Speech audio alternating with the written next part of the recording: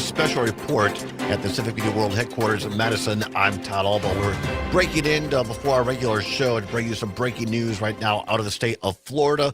According to CNN, a suspect is in custody following a reported shooting at Florida State University this afternoon. According to two law enforcement sources with direct knowledge of the situation, preliminary reports indicate that there may be injuries involved, though the extent of those injuries is unclear, according to the sources.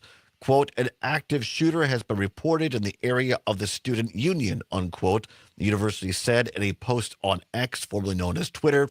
They go on to say police are on the scene or on the way, continue to seek shelter and await further instructions, lock and stay away from doors and windows, and prepare to take additional precautionary measures, unquote. A subsequent emergency message from Florida State University Alert said to continue to shelter in place. CNN and other sources have reached out to the Tallahassee Police Department and the Leon County Sheriff's Department and the university. Florida State University student Emily Palmer, 21, was near Florida State University's student union when she was alerted to a, quote, dangerous situation, unquote, on campus. She went on to say, I'm shaking. It's just a lot going on right now, she told CNN. She was in her student housing area, and she said she's concerned about friends. She has friends in class right now who are getting evacuated by police with their hands up. Again, to recap right now, headline out of Florida State University in Tallahassee at this hour, a suspect is in custody following a reported shooting at Florida State University in Tallahassee. There are reports of injuries, although the extent of those injuries is unclear. Continue to listening right here to our civic media stations. ABC and CBS will continue to update this at the top and bottom of each hour. For now, from the world headquarters of Civic Media in Madison, I'm Todd Allbaugh reporting.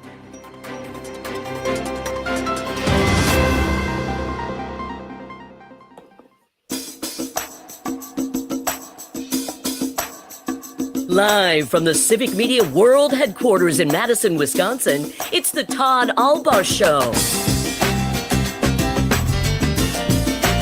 And now, pursuing truth wherever it may lead, here's your host, Todd Allbaugh. Across Wisconsin on the Civic Media Radio Network and streaming worldwide on the Civic Media app. Good afternoon, everybody. I'm Todd Allbaugh, along with our outstanding producer and engineer, Mr. Aaron Zommers, on the board. It is 8 minutes now past the hour of 12 noon on this Thursday, April 17th, 2025. It is a great day to be a Wisconsinite. Overcast skies right now, weather forecast, maybe some bumpy weather coming into tonight, into tomorrow morning. Winds as well across the state of Wisconsin.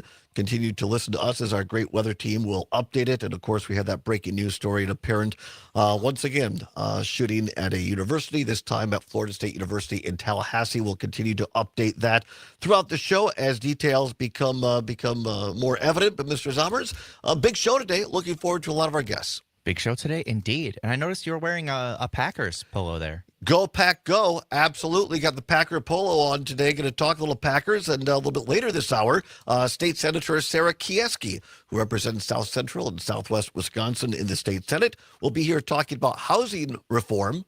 Lots, as we travel around the state, lots of people talking about housing. Hour number 2, a little what's worse for you regarding pity or ambivalence. Still on the lighter side. We'll talk a little bit about that. But speaking of Green Bay, let's go via StreamYard right now to the city of Green and Gold. And we are joined and honored to be joined by the mayor of Green Bay, Wisconsin, Mr. Eric Genrich. And Mr. Mayor, thanks for being with us today. How are you? Doing well. Thanks so much for having me, Todd. It's a real pleasure. We've done the show from your beautiful city before, both at our facility there in downtown Green Bay, our studios at WGBW, and we've been around the city as well. And of course, we all love the Packers, but what we've learned, and my dad's stepmom live in Shawano, and so I get to Green Bay a lot.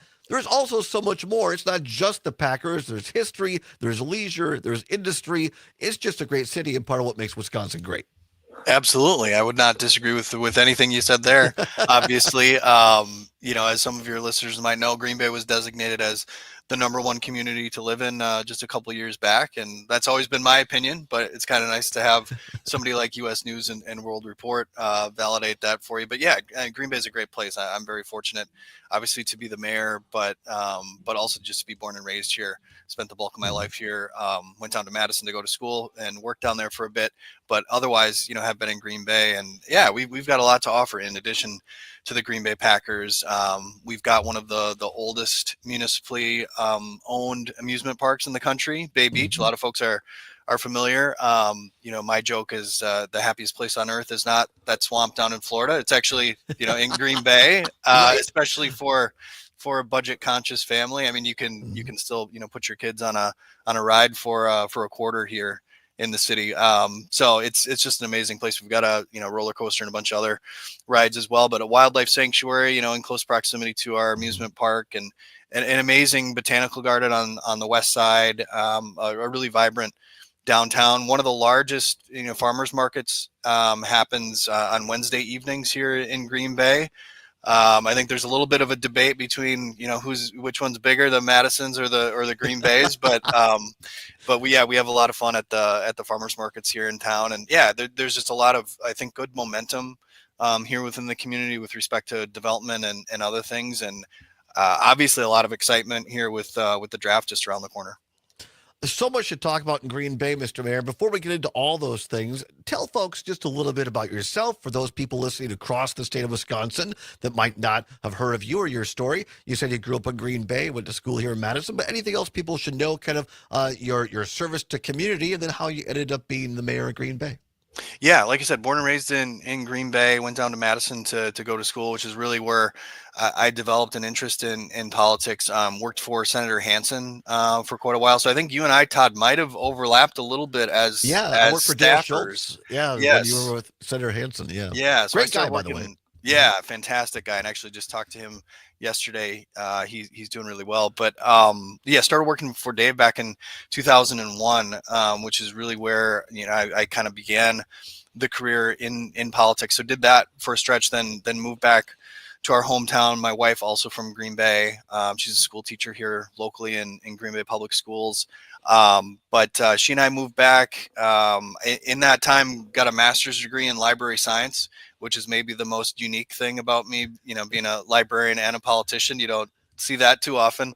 But also worked for a congressman. Congressman Kagan was elected around here for a couple terms, and so worked for him. But I ran myself for state assembly back in 2012. So I've been in elective office essentially since then. Ran for mayor back in 2019, and so just yesterday, I think, celebrated the 6-year anniversary of being in this spot. Hey, congratulations. Yeah, thank you. These days, people can stick around. That's something to celebrate. Right.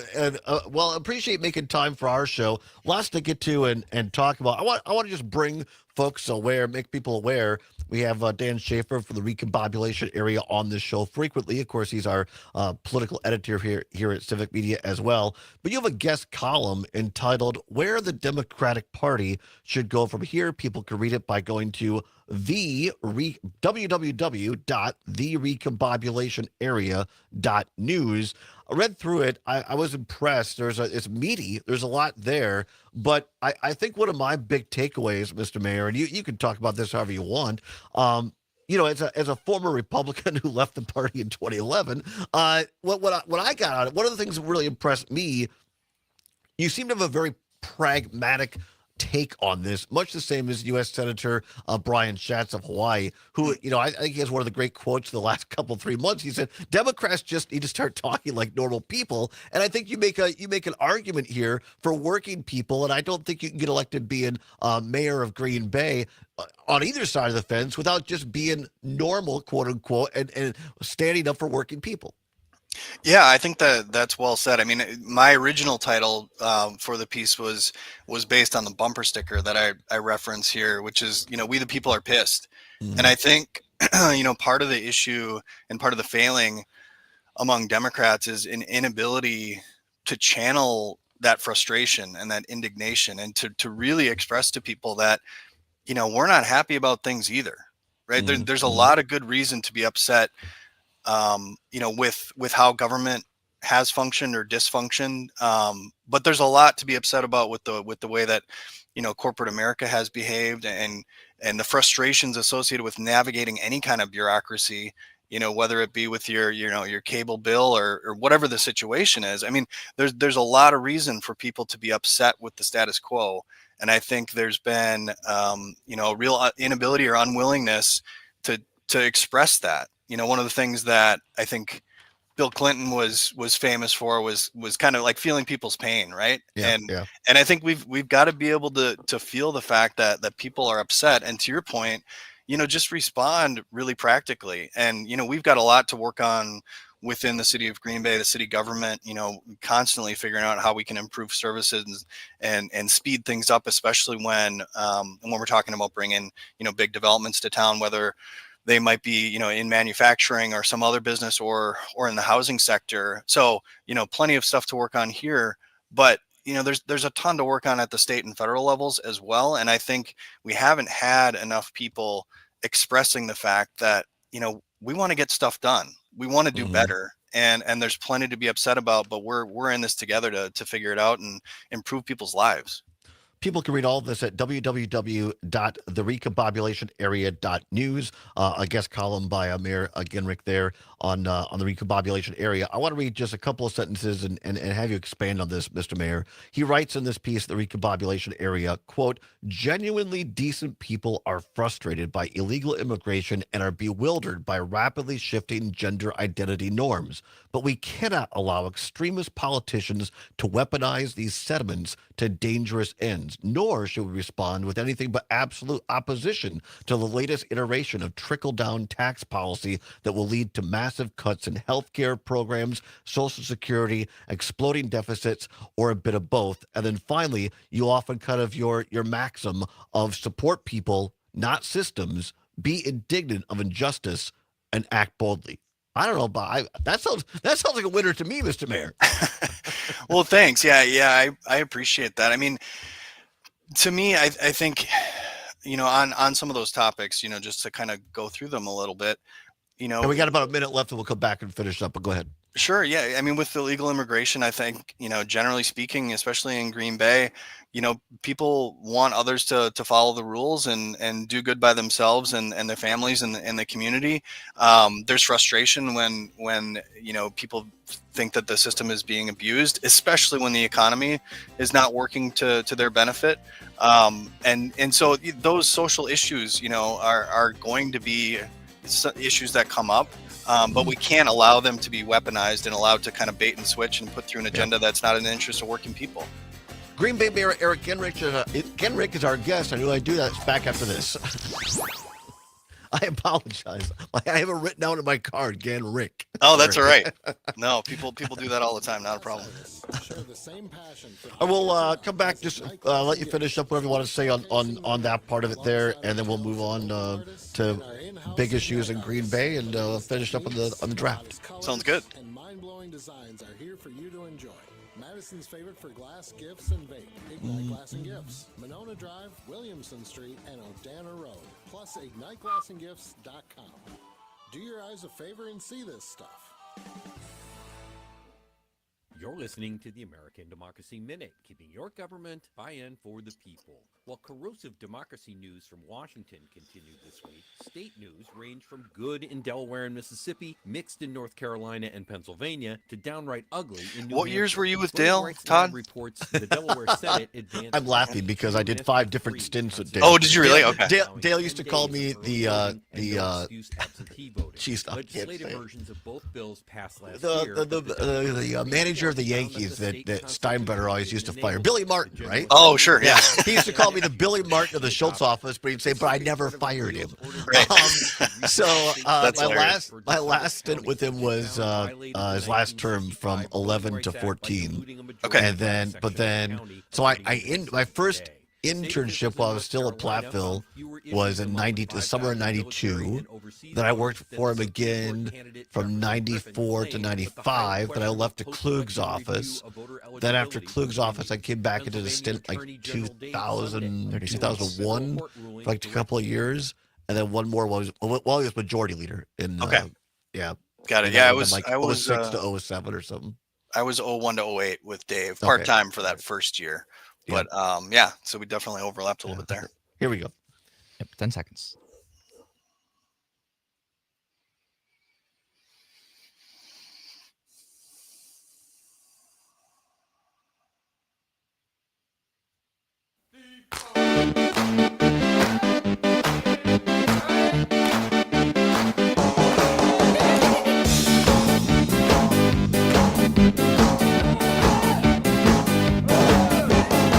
Voted by several magazines, well, at least one is the best place to live in America. But ask the mayor, he'll tell you it's always been that way. And starting next week, it will be the center of the sports world for the NFL draft. Right now, we are talking to the mayor of Green Bay, Wisconsin, Eric Ginrich. Mr. Mayor, we appreciate you taking the time here. Talk about the draft in a minute, but we're up against the clock there, but I want to let you finish up talking about these comments here in your great column called Where the Democratic Party Should Go From Here. You can find it now for folks that want to check it out, and please do at www.therecombobulationarea.news. I just commented that I it's refreshing to me as a former Republican who left the party in 2011, who now is just an independent, but to hear people from either side. But I think it's really refreshing to hear someone who identifies the Democratic Party to say, look, I mean, there are genuinely good people who might disagree with us when it comes to things like immigration or shifting gender identity norms, as you write. But we should have a line in the sand here of just saying, look, let's support people. These are your words, not systems. Be indignant of injustice and act boldly. Any more you want to say on that?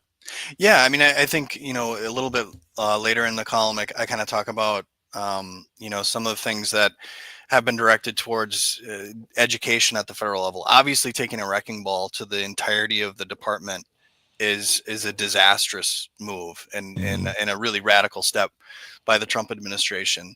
But I think it's a good question to pose to people.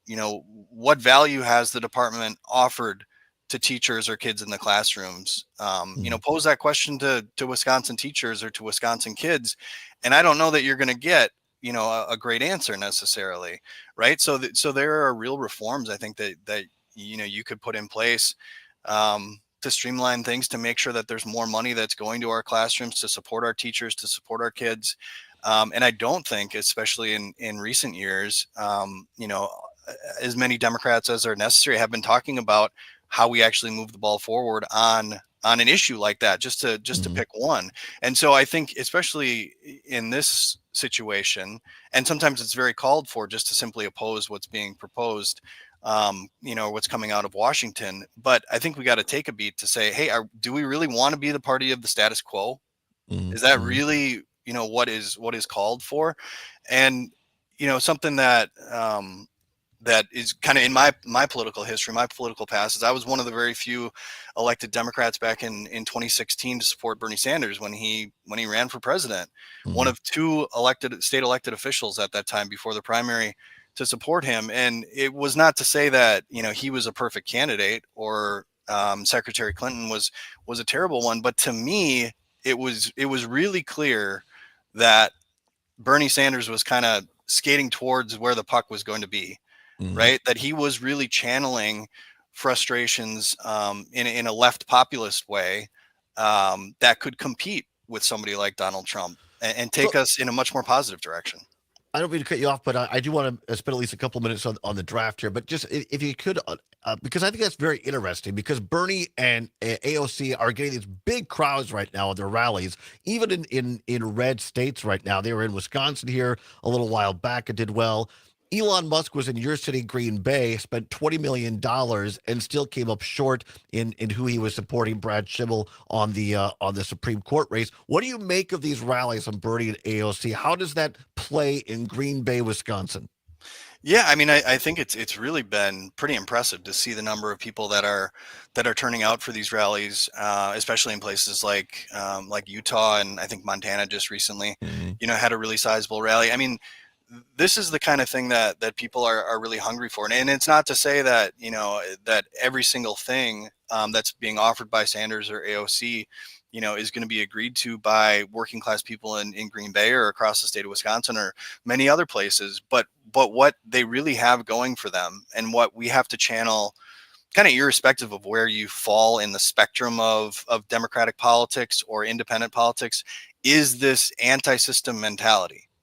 And I think that's what they're tapping into in a really positive way. And I think it's something that more Democrats need to figure out quickly, which is that, again, we don't want to be the party of the status quo. We don't have to be. That's a choice that we have to make. And unfortunately, we've been viewed as kind of the pro-system, pro-bureaucracy, pro-government, in all cases, party. Right. Ben Wickler, who I have a lot of respect for, the Wisconsin Democratic Party chair, stepping down. I think he got more than a lot of people out there on either side of the aisle, in my opinion, that look to create a coalition. You got to listen to everybody. And Right. he spent time out in places like where I'm from in Southwest Wisconsin, in rural Wisconsin, northern Wisconsin, and cities like Green Bay, Milwaukee, and Madison, was able to bring people together. Do you have a favorite dog, so to speak, in this new race for the Democratic Party chairmanship yet, or are you still kind of waiting on that? Yeah, I really don't at this point. Familiar right. with a few of the candidates. Think there's some really talented people who have tossed their hat in the ring at this point. But man, I mean, you talk about like big shoes to fill. Right. I've referred to Ben Wickler as the GOAT. I don't think there's any any competition, Right. when it comes to state party chairs here in the state of Wisconsin. He's been phenomenal. And meanwhile, in Brown County, right there in Green Bay, the Republicans, they're in uproar right now. There's a story we didn't even get to yet today. Maybe we will later. I know Jan Schaefer is going to join Jane McNair tomorrow on her show. I mean, you got uprising from the grassroots, the Republican side, trying to overthrow Brian Schimming. So, I mean, there's a lot of change in the air this spring in Wisconsin politics. Right. Yeah, undoubtedly. And I think, I don't know exactly where some of that that angst is coming from. But again, Wickler did a phenomenal job in mobilizing folks and raising a ton of money, and supporting a good candidate in Susan Crawford, getting her over the top just a few weeks back. I've left us all about 90 seconds to 2 minutes to talk about the really bury the lead, of course. The draft. The Packers are hosting the draft. I mean, this is a huge economic boost. People have to be excited right now in Green Bay, Mr. Mayor. Oh yeah, we're thrilled about it. And the smallest NFL city, but the biggest heart, by I don't know how long. Our citizens are just so excited to welcome hundreds of thousands of guests to the city of Green Bay. Kind of natural ambassadors. We do this on every game day weekend in the fall, but obviously never had an event of this scale before here in the city. So yeah, we're thrilled about it. I mean, the economic impact is going to be substantial. As you said, 20 million roughly in the metro area. And then I think 96 million is the number that's being used statewide. And in addition to that, we're just going to have millions of eyeballs on the city of Green Bay during that stretch, and a real great opportunity for us to talk about the fact that we have been, the number one city to live in, that we're a safe community, that we've got, really good healthcare options, good schools, a lot of great people around here. Well, I'm told now we're going to be at Stadium View next Friday for the stop on over. I know you'll be busy, but if you're welcome to stop on over, we'll talk to you then. We'll see you up in Green Bay for the draft, Mr. Mayor. Thank you so much. That'd be great. All right. Thanks, Mayor Eric Genrich with us. We appreciate him so very much. Stay tuned for State Senator Sarah Kieski next on the Allbaugh Show on Civic Media. That was great. You're amazing. Thank you very much. No, thanks so much for having me, Todd. And right. I'll try to swing by. See you guys. Yeah, I think Luke has your contact info, so we'll get it. If you're able to stop by, because we're moving to 2 to 4, so it'll be later in the afternoon. But if you're able to stop by, we'd love to have you. Okay. Yeah, that'd be great. I'll try to stop Thank you so much. All right. Take it easy. Bye. Thanks, guys.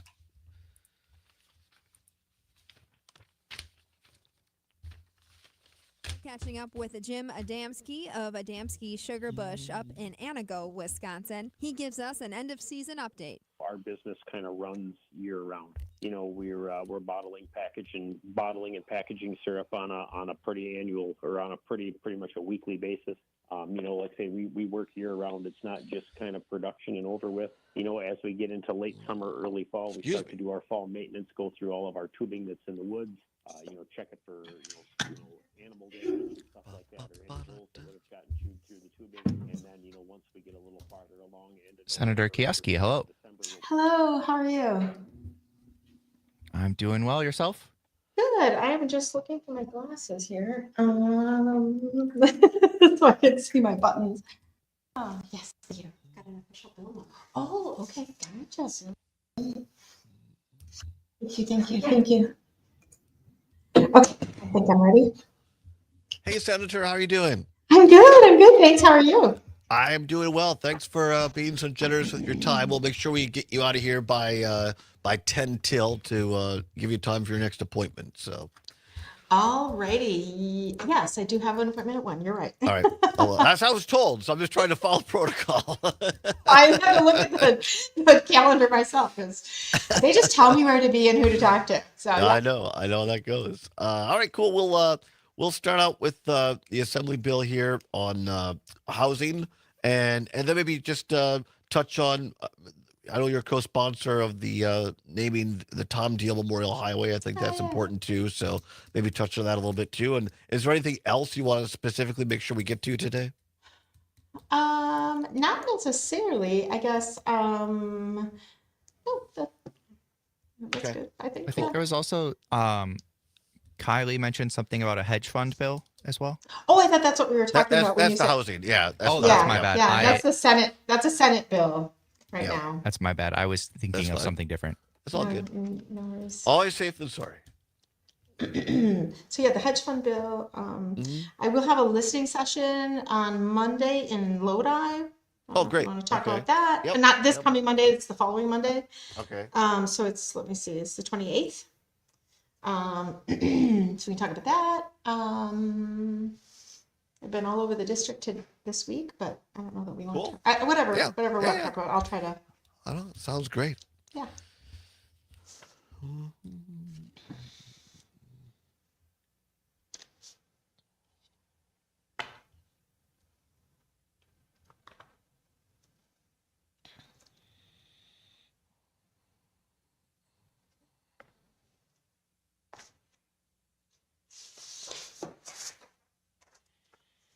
And scattered showers rolling in late this afternoon. As they continue through this evening, chances of thunderstorms is are also fantastic. possible, bringing the risk I mean, not fantastic, but I'm just seeing this now. A Trump ally has told CNN's parent company that they could avoid future lawsuits from the Trump administration if they make a documentary about Melania Trump or show a TV show about Donald Trump Jr., which would involve paying the Trump family large amounts of money. They're not even trying to cover it up anymore. No, it's ridiculous. No. Oh, my goodness gracious. Just too crazy. Of the season to your door with unlimited same-day delivery through Target Circle 360. Visit target.com/circle or the Target app for more details. Subscription required. Same-day delivery is subject to terms. Applies to orders over $35. Hey, honey, have you been to Sugar River Pizza in Sun Prairie yet? Yeah, it's amazing. Yeah, I know. I love the pizza. Pizza is ridiculous. That crust. Right, and they have 48 beers on tap and a great selection of wines. And the atmosphere. Not only is the restaurant gorgeous, that room with the giant windows that so- open, and they won a Best of Madison Gold Award this year. I love Sugar River. Pizza on Cabela All right, about Drive 20 in Central. seconds. Thank you.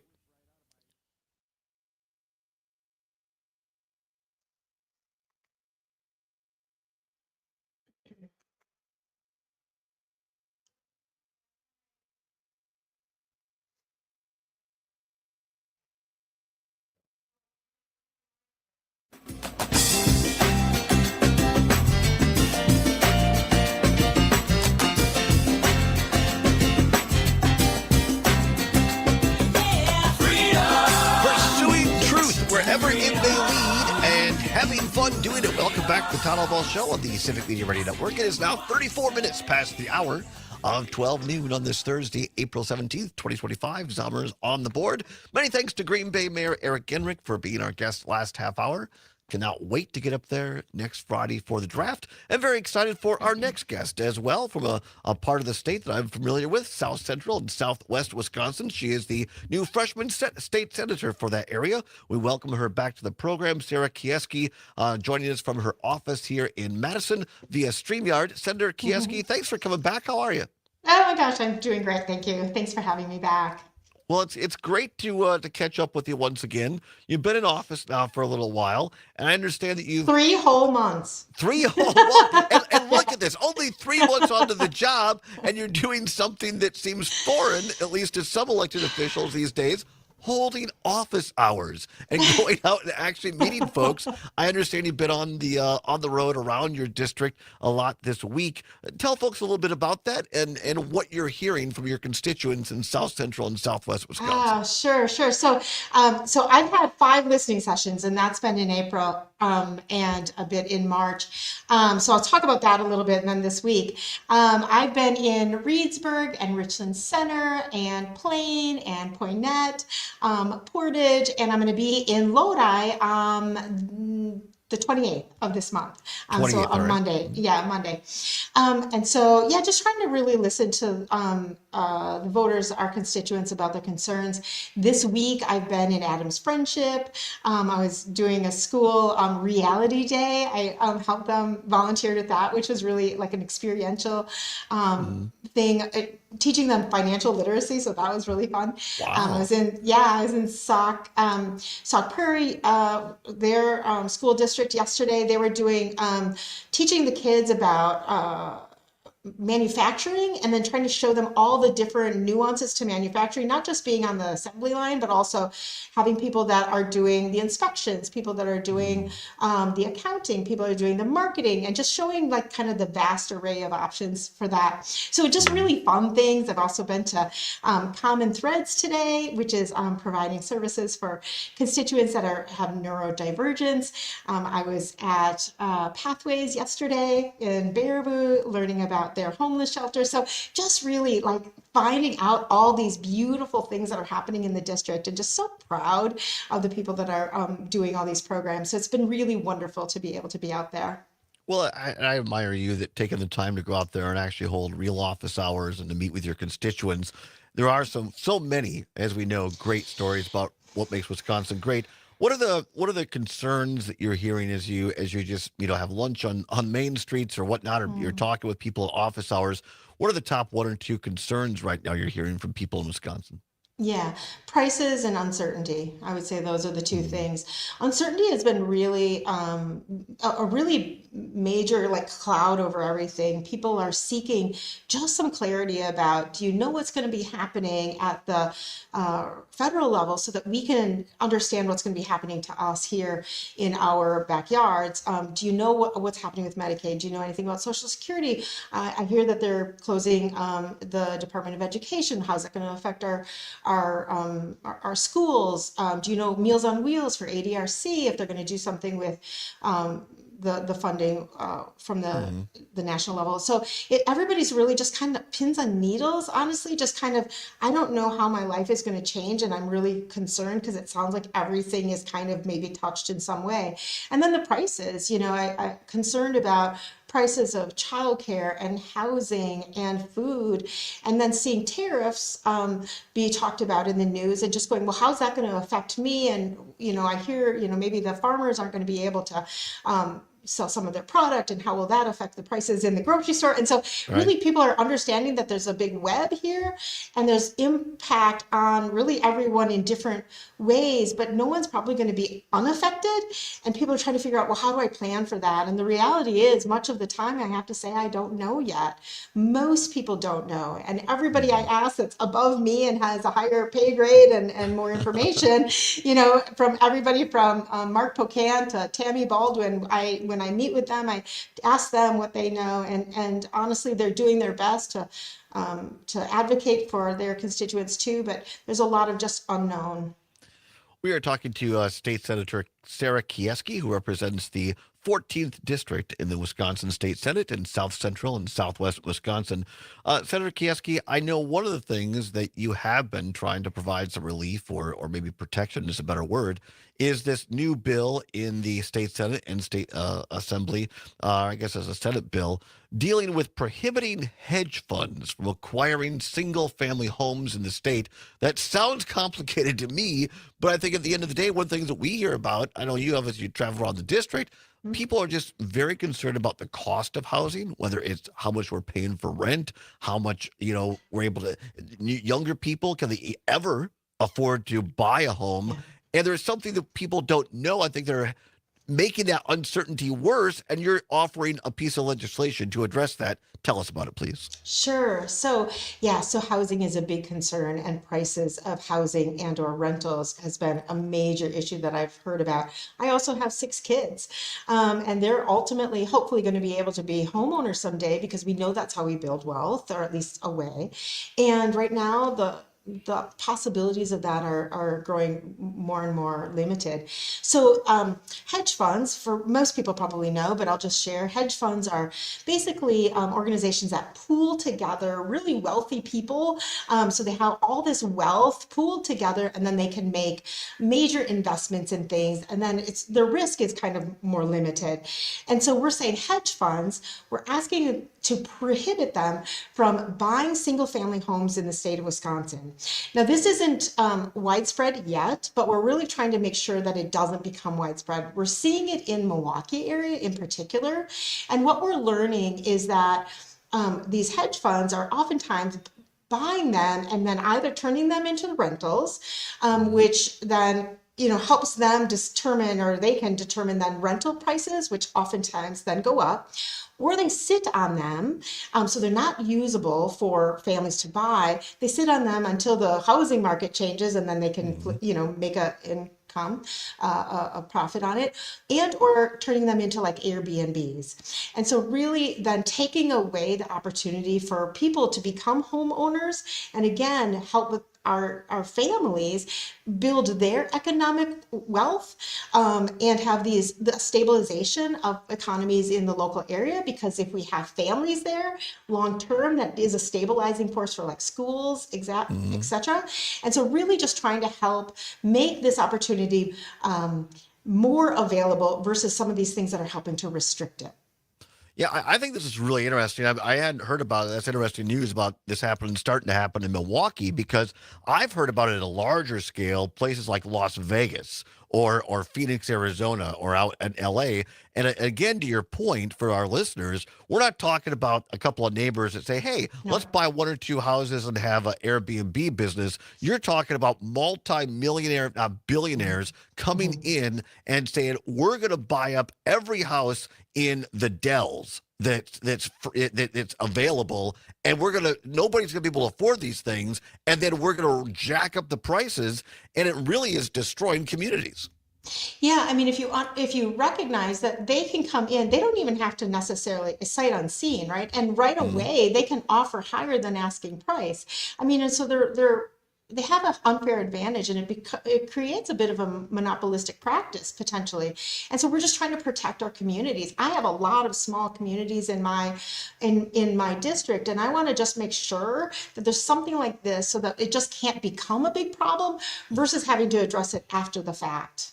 Yeah, and I think again, this has. If you we saw this. I mean, I was working in the state capitol for former state senator Dale Schultz when Walker was governor, and we saw this with up north in the mining areas and up in Delaware, where foreign countries, the Chinese, other places, were coming in and trying to buy huge amounts, swaths of farmland that it was never going to be farmed. And then they wanted to use this for development and jack up all the prices around there. So this is not foreign, pun intended, to Wisconsin. We've seen attempts like this before. Right. And so there is now a ban for that happening as far as farmland with Chinese investors. And so it's just trying to make sure that we're doing things proactively to be mindful of the people that are in our state and trying to protect really middle class individuals rather than having those that are the wealthiest have all the benefits. And to me, Senator, this bill seems like something that should be bipartisan, because whatever side of the fence we are on politically, most of us say, look, we don't want people from, hedge fund managers from LA or San Francisco to come into Wisconsin and buy up all of our housing. I mean, if this should be a Wisconsin thing, should it not? Yeah, and I think it is, as far as when I've even talked about it to people in these listening sessions, when I've gone to places talking about it and or put it on social media and have put it out there. Generally, people are very honest about their feelings about things that I say or do, good and bad, right? This one has been very popular across the board. So I was really excited about that. So when I presented it and had co-sponsorships, I was really excited to see bipartisanship of it because I just thought really, maybe it's naive of me, right? But I'm eternally hopeful that it would be, because it just makes good sense and it's common sense. It turns out we do have 30 co-signers on the bill, which is fantastic. I'm very proud of that. But only one of them is a Republican in the Assembly. And so we're going to call it bipartisan. We're going to call it better than nothing these days. Exactly. So I'm calling it bipartisan. I'm really excited about it. I want us to really push for it. It just got its Senate bill number, which is 208. And it's my first one to really do as the lead. And so I'm just really excited about it, really proud of it, and I'm really hopeful that we get it passed and on the governor's desk. Well, congratulations. I hope people will call up their elected officials across the state in both houses and urge support of SB 208, sponsored by Senator Kieski. Senator, about 2 minutes left here. Another bill that you're a co-sponsor of, which means a lot to me, is designating the Tom Deal Memorial Highway. Tom Deal is, you tell folks, I got about 2 minutes left. You do him justice. I probably can't do it as much since you know him. I knew the guy through politics, other places, and he was a guy that gave to both sides in terms of money because he loved the Dells and loved tourism. It was a job creator, took over kind of the Tommy Bartlett empire after kind of, learning it at the knees of Tommy Bartlett. And he's just a great guy for tourism, and it was a part of what made Wisconsin great. He passed away this last year. Yes. I never got the chance to meet him, which is a real unfortunate thing, because it sounds like he was just a man of just goodness and innovation. And I was privileged enough to meet his daughter, Jill. And so that was wonderful. And then I just went to the annual tourism for their dinner in Sun Prairie, and I got to meet his wife. And some of the siblings and the grandchildren, and they really spoke so highly of him, and it was really lovely. And so I'm really proud to be co-signing on this, that there's going to be a stretch of highway that is going to be in his name, and just so he is remembered well.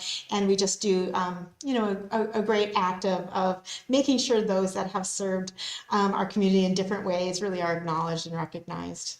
Yeah, to me, Tom Deal was the kind of guy that got it because he was a big backer of Tommy Thompson, a former Republican governor. He was also a big backer of Democratic U.S. Senator Tammy Baldwin because he didn't really care what side of the aisle you were on. Hey, if you were for putting money into roads to help people from Chicago and Minneapolis get to the Dells, if you were, he was a great conservationist as well, and wanted the areas around the Dells to be preserved for in our state park system, whether it was Devil's Lake or whether it was just recreational areas for camping and hunting. He was all for it because he said it's good for the state. It's good for tourism. And so much of our people in Wisconsin rely on others coming in here for our income. And so I really admire you for again, sponsoring this bipartisan bill to honor the late, great Tom Deal. I appreciate that, Senator. Yeah, well, no, it sounds like I should be enamored with having my name next to his. So that's really lovely. Thank you. He was a great guy. He really was. Well, we appreciate your time here. Again, Senator Kieski is going to be in Lodi next, April 28th. Yep. So it's a Monday. It's about a week and a half away. Yeah. Right. Not this coming, but following. Yeah. All right. One of our great state senators, elected officials, who is actually going out and meeting with the people. Senator Kieski, we appreciate you so much. Have a wonderful day. Thank you. Same to you. Bye now. Our pleasure. Come on back to discuss Republican politics. Why they're calling him Pontius Shimming. I'm not joking around for Easter weekend. It's Todd Allbaugh showing Civic Media. All right. Thank you very much, Senator. I really appreciate it. Thank you. You make it so easy, and you do so well. Thank you. Well, you're amazing as well. Thank you very much. Safe travels around the state. Oh, thank you so much. Yep. Bye now. Bye-bye. Really? Pontius Shimming, huh? That's what they're calling him in this article. His own party, Pontius Shimming. Also, I forgot to pop these up when we had the mayor on. Tony saying, Eric Genrich is one heck of a mayor over in Green Bay. Maybe he has a future in radio like one of his predecessors. Well, it could be. It could be. Secretary Robert F. Kennedy Jr. This is a major problem. Children in the state's largest city are being exposed to lead poisoning at their schools, and the Trump administration is not only refusing to provide assistance, they are eliminating the entire lead program that would help in cases like this one. Now, state and local officials must step up to do something for these kids, since Trump and RFK Jr. are gutting federal support. Milwaukee's children deserve better. Find all of Dan's work at the Recombobulation area and on our website at civicmedia.us. My part-time service in the Army National Guard makes it possible for me to be more for the community I call home. My training helps me at work when I lead by example. The Army National Guard has taught me the value of showing respect to those I come in contact with each day. My service also allows me to be there for my community in ways others can't. I help my hometown recover after nature strikes. My service in the Army National Guard allows me to keep my country and those I care about safe from threats. I also work with a network of professionals that help me succeed and accomplish the mission. Plus, the Army National Guard education benefits make getting a higher education a reality. Being an Army National Guard soldier makes living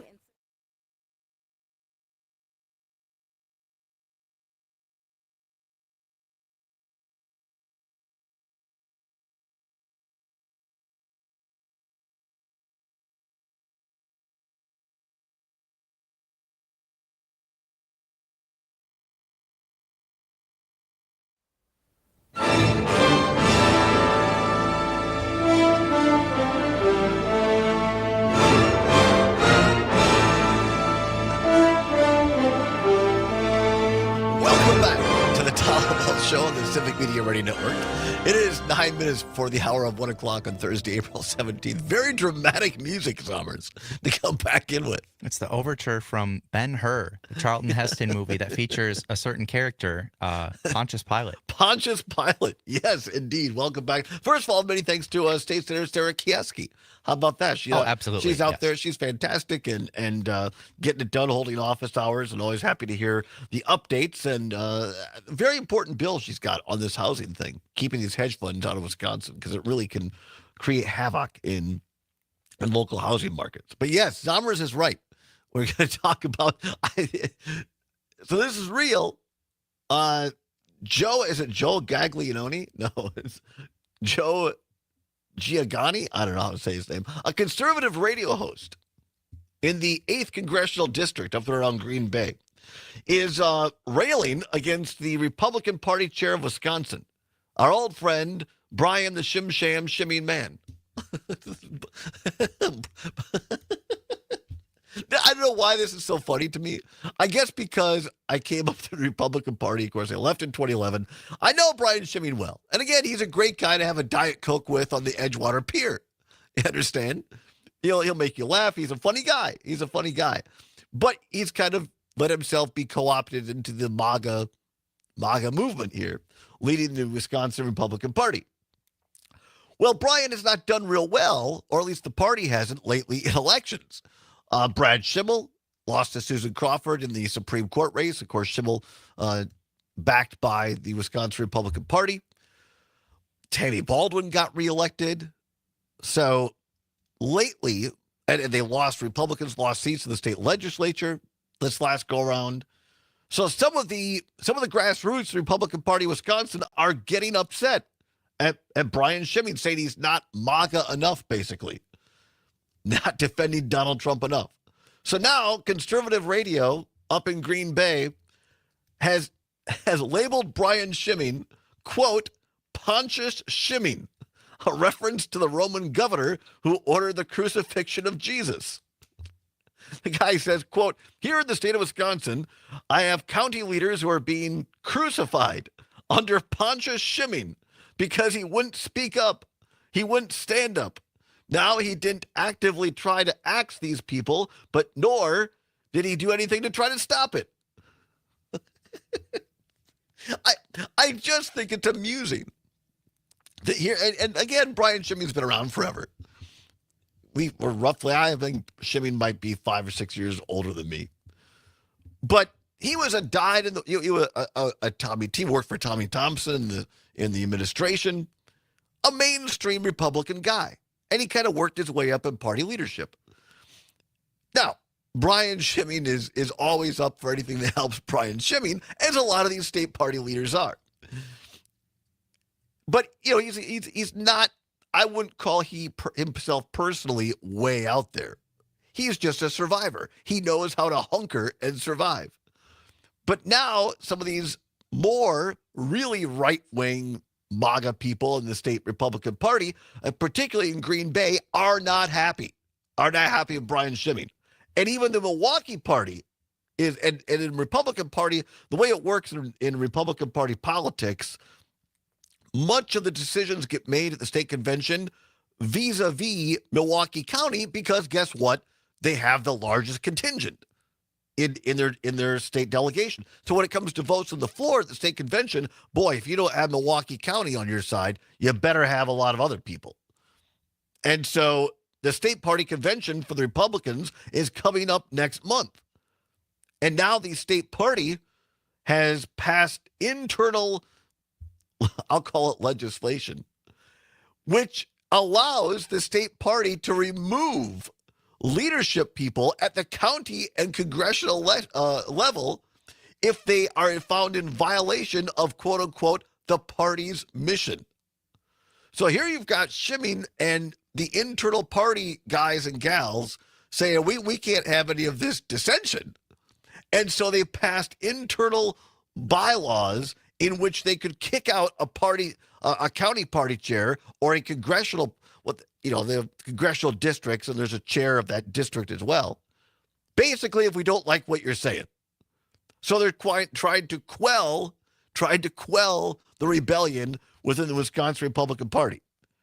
And we talked, I was on Jay McNair's show a couple of days ago talking about this, that all the attention right now, or much of it, is focused on the Democrats, with Ben Wickler stepping down as the county party chair, and who's going to replace Ben Wickler.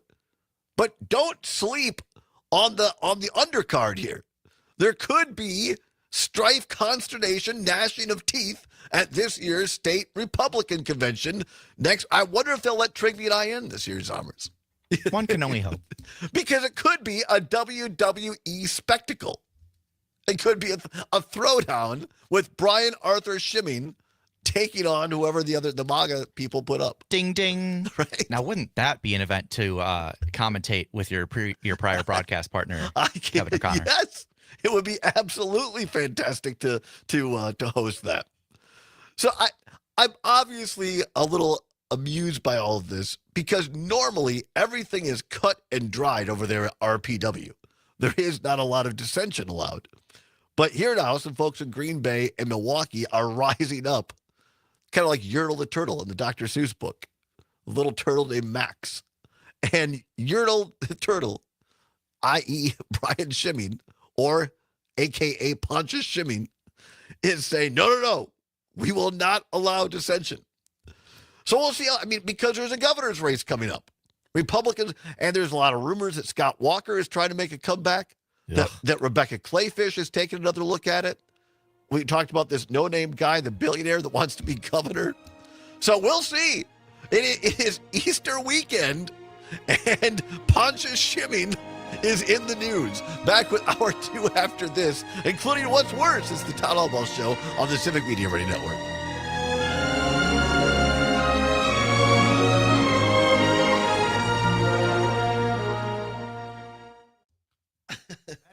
Pontius Schimming. My God. I think that's fantastic. Me too. That's hilarious. It's so I forgot to know how to do it. Lawrence Andrea, the Milwaukee Trail Sentinel, that's what the article was. That's hilariously overdramatic. The John and Gordy Show. Talking with Mike McCabe, Substack blogger, and you talk about your time in the Peace Corps. Yeah, I still remember the blessings that you would give if somebody fell ill. You'd say like "Kanogoya ke katorodogia ke kiseki yerima," which means "May you feel better, may your troubles lessen." And the third one is "May you come back to your old self." That is my wish for my country. Weekday mornings 6 till 8 on 92.7 WMDX. You can always continue the conversation on social media. Share your thoughts when you find and follow Civic Media on Facebook, X, and Instagram. This is 92.7 WMDX Columbus, Madison's home for real. Well, let's see. We got to look up when it broadcasts because, it's got to be 3 days after that. Media station.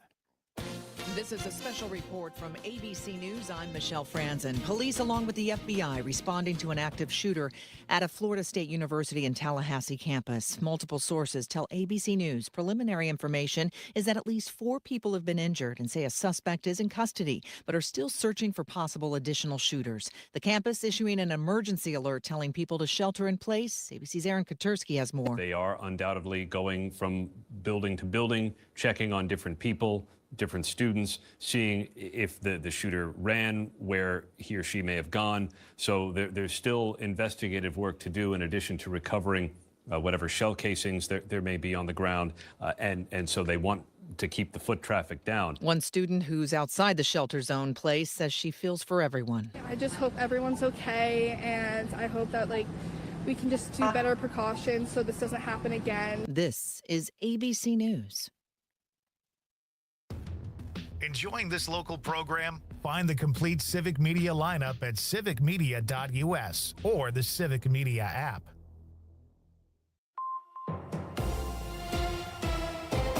For 92.7 WMDX News, I'm Savannah Tomei Olson.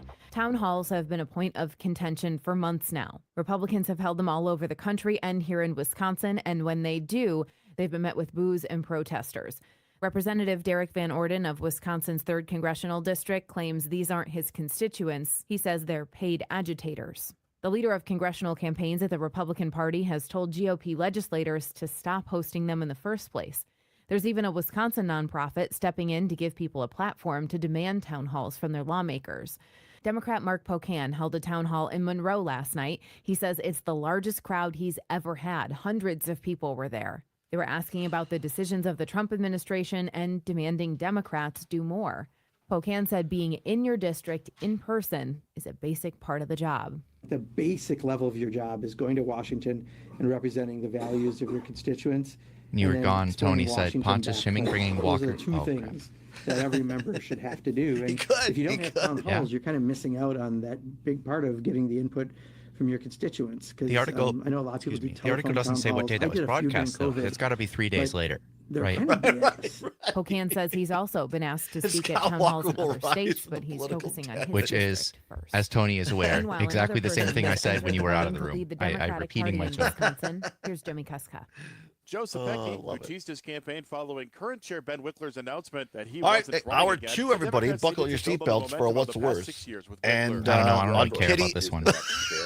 We cannot pity afford or ambivalent. to have whoever it is waste time trying to stitch. And then we're going to talk a little bit about Zepecki joins the Devin budget. Remiker, Brian Kennedy, and William Garcia as candidates. A new chair will be elected this Lisa June. at the Wisdom Desjardins. That's Jimmy Kuska. I'm I can Savannah never say her Tomei name. Olson. Sorry. This is 92.7 WMDX News. Jeff Perry asks on Facebook, would Walker be Barabbas? Yes. Some biblical knowledge being dropped by our own Jeff Perry. Tigers, home runs by Reese Hoskins, Christian Yelich, pitcher Jose Quintana on getting his second win of the season. Feels great, every single day means a lot, and about your preparation, how you want to be. You heard ready for the games. first baseball game, right? Before opening a 3-game What? series at The home first against baseball the game, A's tomorrow night. like a radio NBA, skit the Bucks holding a final about practice session before heading a to biblical game of Indianapolis baseball. tomorrow. I don't Saturday's know if playoff I've game heard at that. noon. It's Senator got stuff Brooke like Lopez facing the Pacers again in the postseason. We know who they are, what they're capable of. I can't what remember their who, identity if it was is. Lazarus or We've something been like, working oh, these he pulled a last few hamstring, days on pulled it right off. ultra vigilant about transition, transition. And they got people where they move outside, the ball around the floor in the half court, they're how unselfish hawking water, they like are, water, just being water, ready to go from the jump defensively. wine.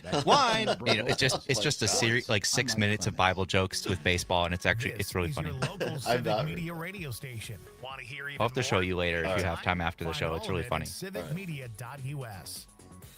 Mostly cloudy and breezy today, with high Tony's temperatures heard it reaching before. low 60s and scattered showers rolling in late this afternoon. All right, As they continue through this evening, chances of thunderstorms are also possible, bringing the risk of hail. We're expected to pick up around a half an inch of rainfall. It's I'm Harry Elijah Carey, the only Stephanie commentator Morale. live for the Currently, first it's baseball game. 61.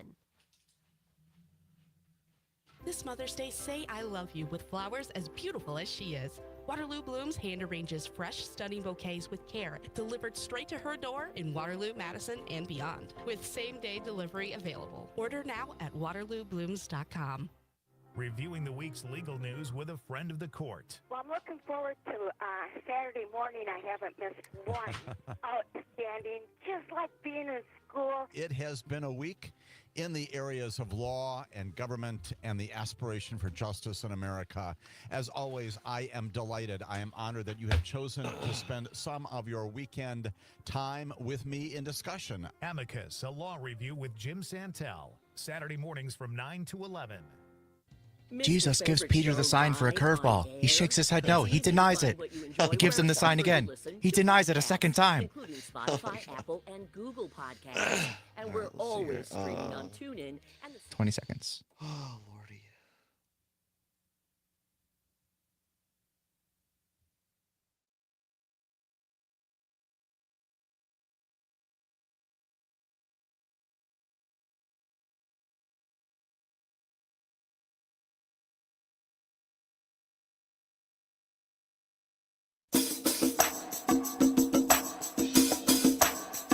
Live from the Civic Media World Headquarters in Madison, Wisconsin, it's the Todd Allbaugh Show. And now, pursuing truth wherever it may lead, here's your host, Todd Allbaugh. Across Wisconsin on the Civic Media Radio Network and streaming worldwide on the Civic Media app. Good afternoon, everybody. I'm Todd Allbaugh, along with Mr. Aaron Zommers, our producer and engineer.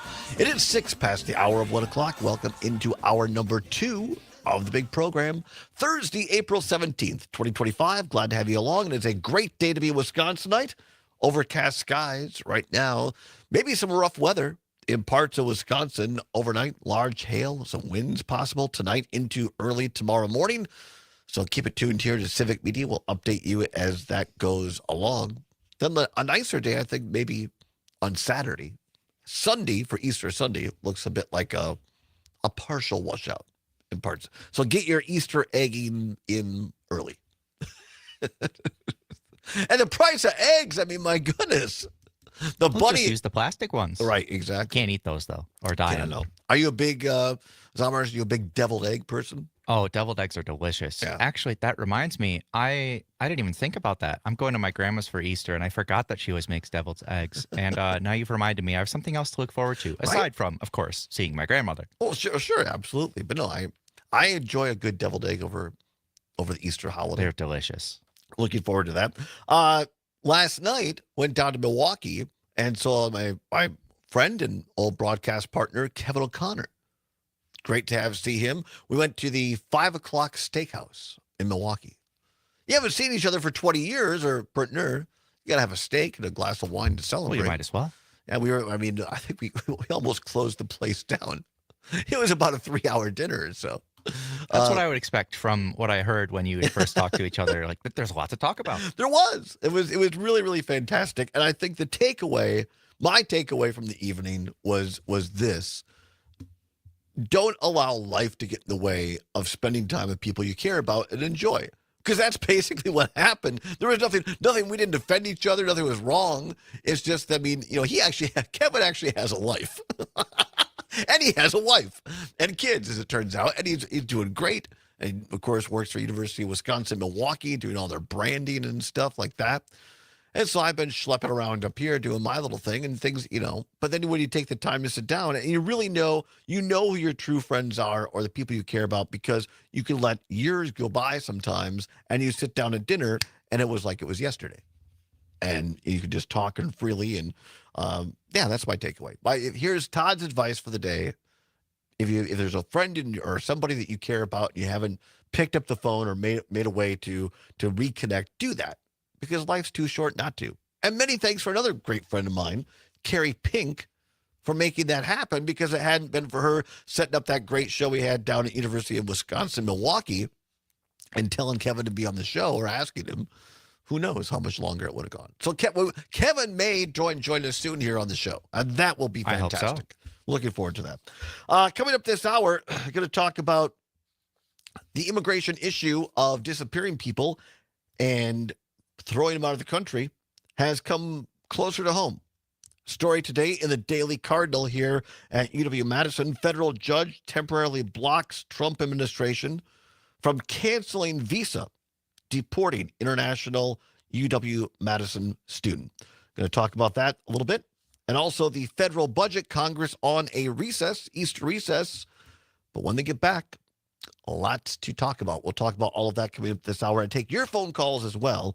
855-752-4842. But right now, time once again for What's Worse. Let's go. This or that, this or that. Then, of course, the choice is yours. You can get with this or you can get with that. Time once again for What's Worse. No prize money involved, nothing to give away, but it is your chance to have your voice heard on all of our civic media radio stations across the state of Wisconsin. News, sports, talk. No better way to get your voice heard, your product, your business than advertising on civic media. Go to civicmedia.us. That's Civic Media Us. No, civicmedia.us. And soon it'll be on even more stations. Really? I didn't realize that. Really? Are you serious? Yeah. Where That are is we- public information. Where are we expanding to? Let me take a look off to pull up the press I release. honest to don't remember goodness did not know exactly. this. I did not know we were going on more stations. That's great news. Yes, I don't know exactly which ones are going to be all right. music and which ones are going to be talk, Oh, but I do all know right, that all we are acquiring new stations in Ripon and Wautoma. Well, that's great. We did a show at Ripon earlier this year at the Kamala Harris rally up there with Liz Cheney. A great town. Ripon Good Cookies was a big thing up there, for years.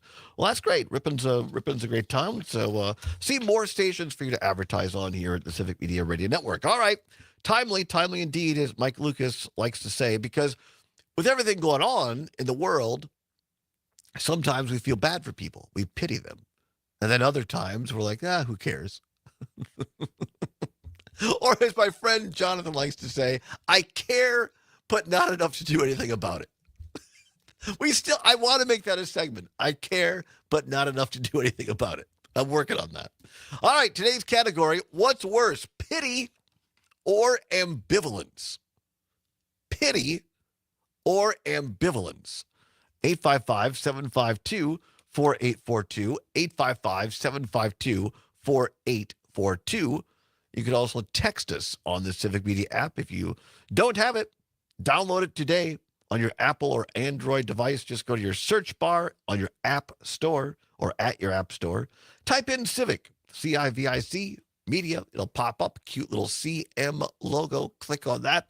It'll download. Takes less than a minute. It is free, gratis, cero, won't cost you a dime. It's what CBS's Gail King and now astronaut Gail King calls a deal. Get it today, the Civic Media app. What's worse, pity or ambivalence? 855-752-4842, 855-752-4842. Go out to the old hometown, the Driftless Richland Center on WRCE. Whistler in Richland Center. Whistler, pity or ambivalence? What's worse? Ambivalence, of course. I mean, I don't understand. People should just have this sense of what's right, what's wrong, and if something's going wrong, you have to think about it.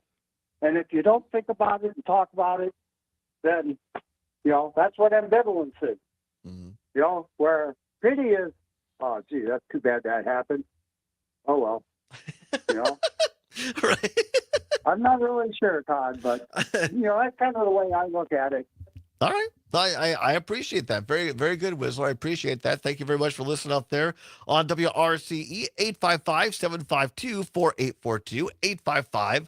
855-752-4842. What's worse, pity or ambivalence? Our ongoing contributor and friend watching on Facebook, Jeff Perry. What's worse, he says, I feel sorry for you, Todd, because I just don't care. I knew Jeff was going to say something like that. That's fantastic. And I looked forward to it. Yeah, well, as we always do. And I think pity, if you feel sorry for somebody, right? Ambivalence, as it's defined, is the state of having mixed feelings or contradictory ideas about something or someone. So if you're just ambivalent, you're like, I really don't care. 855-752-4842. 855-752-4842. Mary in Mount Horeb, listening on WMDX, says, if I'm ambivalent, you mean not caring? Definitely ambivalence, as that is something that has got us into where we are today politically. Well, that's a good point. Well said, Mary, out in Mount Horeb. Yeah, sometimes if we don't care about our friends and neighbors, leads us down a not so great path. 855-752-4842. 855-752-4842. Let's go to the phone lines. Karina, listening on WAUK in Milwaukee. Karina, pity or ambivalence? What's worse? The old word, because I can't pronounce that. And ambivalence, yeah. Yeah, I can't. I tried to pronounce it before. I can't pronounce it. It's an old word. And I think it's because it's like almost bipolar. Come on, make your mind. It's very confusing. It's a mixed signals. Either you do it or you're not. Right. You know, pity, it's okay. I mean, everybody allowed to feel sorry for someone, maybe too much sorry, or maybe whatever degree of sorry you might feel. But it's a passive aggressive. It's all half-assed done. No, absolutely not. All right, I appreciate it. Thank you very much, Karina. Thanks for calling in. I dug deeper because, I enjoy words, and sometimes we use words incorrectly. So here it says being ambivalent doesn't mean that you don't care. It means you have contradictory or mixed feelings about it. You do care, but you're torn. Kind of like I said before. I care, but not enough to do anything about it. That's ambivalence. I care, but not enough to do anything about it. 855-752-4842. Tom in beautiful Madison here in the 608, listening on WMDX. Tom, pity or ambivalence? What's worse? Well, I think today I'm thinking about ambivalence more than anything else. I was, your guest was talking about, her constituents being worried about the price of eggs and, the economy. And I get that because I don't make a whole lot of money. But on the other hand, we've got a twice impeached felon who's talking openly about sending U.S. citizens to a prison camp in South America. One might think that would be a little bit of an issue that people would care about. Yeah. Yeah, right? I think that's a good practical example. That's a good practical example, Tom. When people are like, who cares if we don't follow the Constitution? We'll just send people out of the country without due process. That's ambivalence, right? Appreciate the call, Tom. Thank you so very much. 855-752-4842. 855-752-4842. What's worse, pity or ambivalence? Tony, watching on the YouTube, says ambivalence is way worse. With pity, they at least care a bit, and you can turn it around and make things better. Well, that's a good point, Tony. Like, I feel so bad for him. My grandma Allbaugh used to say, well, for pity's sake. Just for pity's sake. But, I feel so bad for him. I will say, well, on the other side, I'll provide an argument, not necessarily that I agree with, but that I've heard for why pity is worse. All right. Why is that? On the other side. There's not enough time for me to explain it. Yeah. All right. Got it. Well, come on back. We're going to wrap up what's worse for today, and also talk about a University of Wisconsin Madison student who is targeted by the Trump administration getting set to graduate and want to pull a visa. It is not great. Back after this, the Allbaugh Show on 7 Media.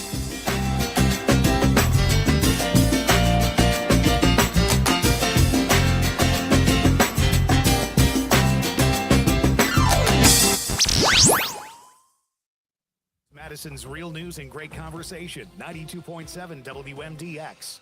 Get ready to sizzle this Easter. Come into Ko-Ril Hut Korean Barbecue and Hot Pot, Easttown Mall. Indulge in all-you-can-eat Korean barbecue with the freshest meats grilled right at your table. Wash it down with boba tea. Enjoy the pleasant atmosphere at Ko-Ril Korean Barbecue and Hot Pot. Hey, Gordy. How you doing? Oh, Arthur, great. Great to see you. What are you doing in the studio? Well, I need to talk to you about doing a commercial. Okay. Well, to get a commercial on the air here, you just go down to the sales department. It's right next to the bathroom. I don't think you understand. Oh, I understand plenty. You salespeople drink a lot of coffee. That's why the bathroom's right there. Right, but I need to have you make a commercial about commercials. Wait. A commercial about a commercial? I don't follow. I want to tell potential business owners out there how to contact me to get a commercial on WMDX.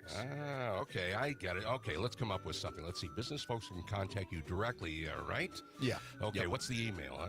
Okay, so it's sales@WMDXradio.com. Oh, wait, run that by me again. Sales@WMDXradio.com. So we could put all that together and get into a commercial, get on the air soon?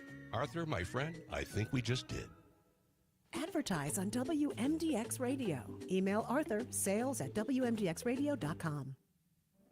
WMDX is proud to present the 2025 Milwaukee Film Festival. The two-week fest is back April 24th through May 8th. Whether you're a film fanatic or just looking for something to do with the family, there's something to watch for everyone. From hard-hitting local documentaries to lighthearted international comedies, plus special panels, book signings, and even Thank live you. score.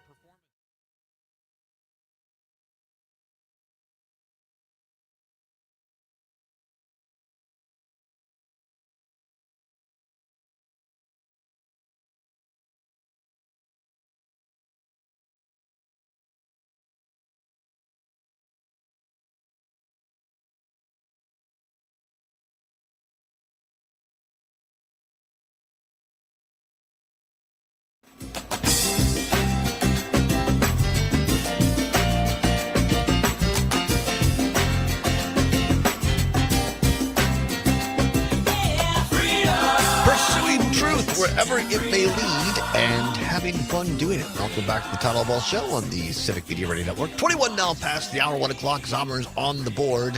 It is Thursday, April 17th. Our What's Worse segment today, asking the question of the day: pity or ambivalence? Pity or ambivalence? Pity, of course, you just kind of feel sorry for someone, right? But ambivalence is defined doesn't mean that you don't care. It just means you have contradictory or mixed feelings about it. Right, not caring at all would be indifferent or apathetic. Sure. So you do care, but you're torn. So I care, but not enough to do anything about it.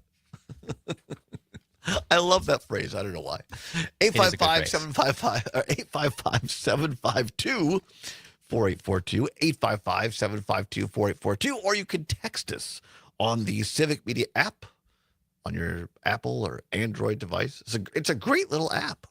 You can listen to all of our stations, talk, news, sports, music, all across the state of Wisconsin.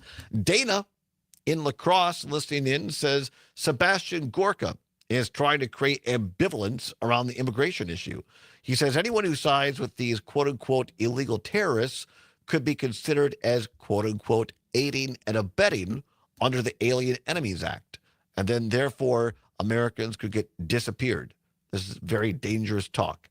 Yeah, it is, Dana. We're going to get into that in just a little bit here on the show on a more serious note. But Zomers, you want to weigh in on what's pity or ambivalence, Zomers? Yeah, although I guess this is a little bit more pity versus apathy. And I get that apathy and ambivalence are not exactly the same thing. But anyway. It's a bit. Go ahead. I know. But it's not Merriam-Webster's convention here. I've known a lot of people who would rather have almost any emotion felt towards them except for pity. Really? People who, for example, I know somebody who is disabled, who anytime somebody looks at them and talks like them with pity, it's like, well, you think I'm less than, and I don't need that. Just let me be myself, get out of my way kind of thing. No, I think that's that's a great example of, right. I mean, you don't want to be pitied normally. People want to be looked at as equal to, or it might be different, but don't pity, right? Overall, though, I think ambivalence, personally, I think it's worse because of all the reasons people have said. It just creates inaction. It leads to where we are today politically. Pity or ambivalence? What's worse? 855-752-4842, 855-752-4842, or text us on the Civic Media app. And off the app, Jack in Merrimack, listening via WAUK, says ambivalence is by far the worst. It leads to the, well, it's not going to happen to me, so why should I care attitude. It's ambivalence that's got this into the current governmental situation. Signed, Jack from Merrimack. Great point, Jack, as always. I think there seems to be a theme here today that when we're ambivalent and we don't care, or we care but not enough to do anything about it, that's when bad things happen. It fits very well with our first hour, where we had two guests who are not ambivalent and are all about listening to people and doing what's best for them. Yeah, absolutely. Continue to call in or text in on today's What's Worse. Again, pity or ambivalence. What about you? What's worse? 855-752-4842. 855-752-4842. I don't know. I wanna answer, but I'm not sure I really do. I'm just kidding.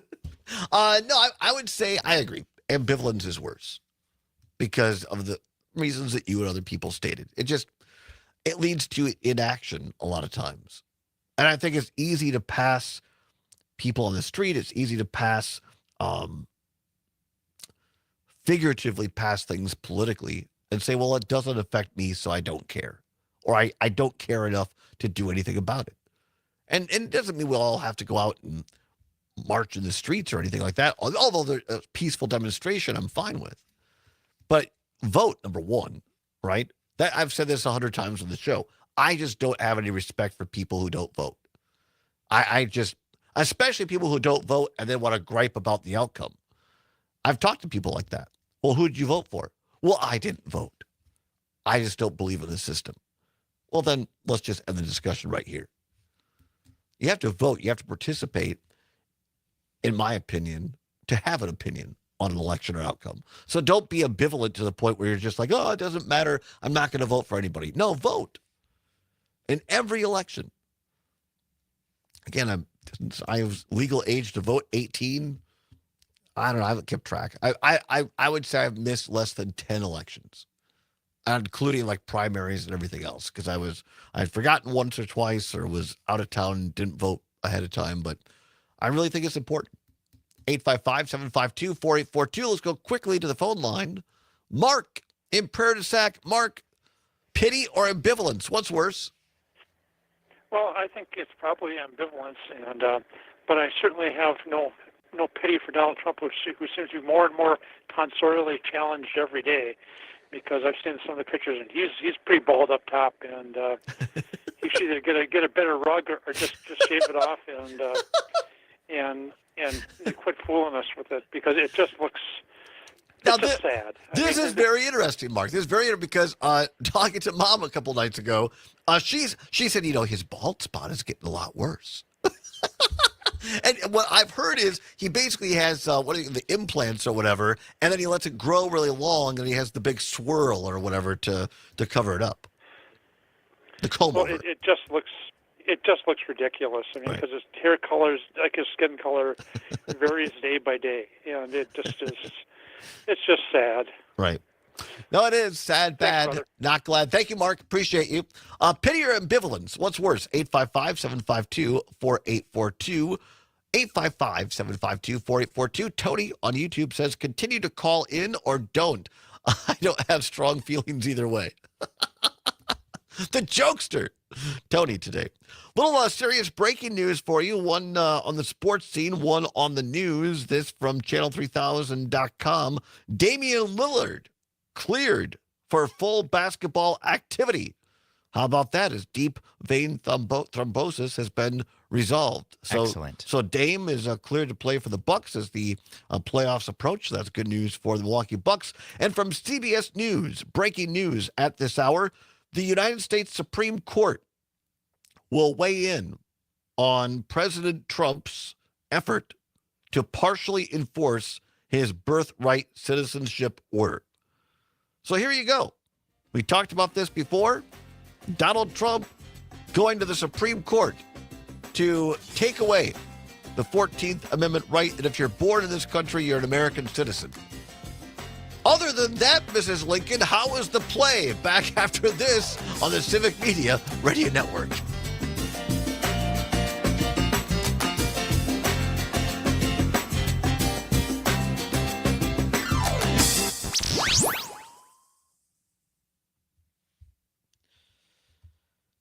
92.7 WMDX.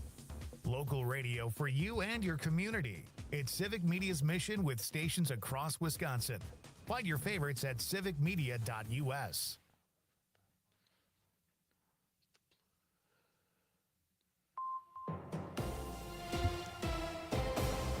For 92.7 WMDX. Yeah, Dick has News, one more I'm what's Savannah worse and Clay also another Wilson. comment An about update on Trump's one of hair. the investigations into the former Madison city clerk.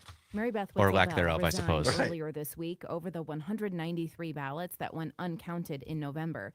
There are two investigations into those uncounted ballots, one at the city level and another from the Wisconsin Elections Commission. The commission has the power to depose people on the legal record and determine whether someone acted improperly or even illegally.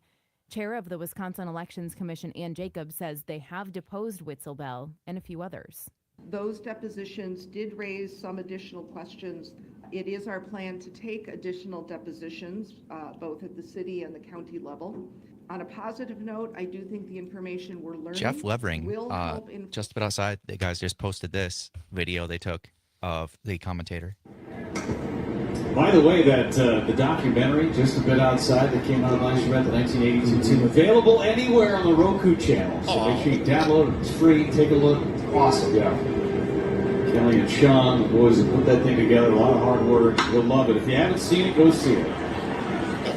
Popped up behind home plate. It's gonna be We'll see. Very cool. Yeah, that's very cool. Thank you.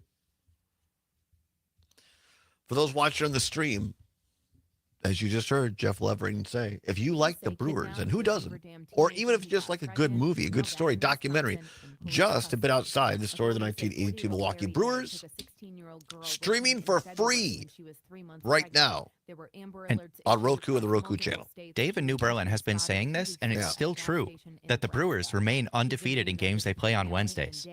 Really? So far. Well, The sample size is very small, but their new nickname is the Hump Brewers. Hump Day Brewers. How about that? On your entertainment beat, I'm Pete Schwaba. It's become an albatross.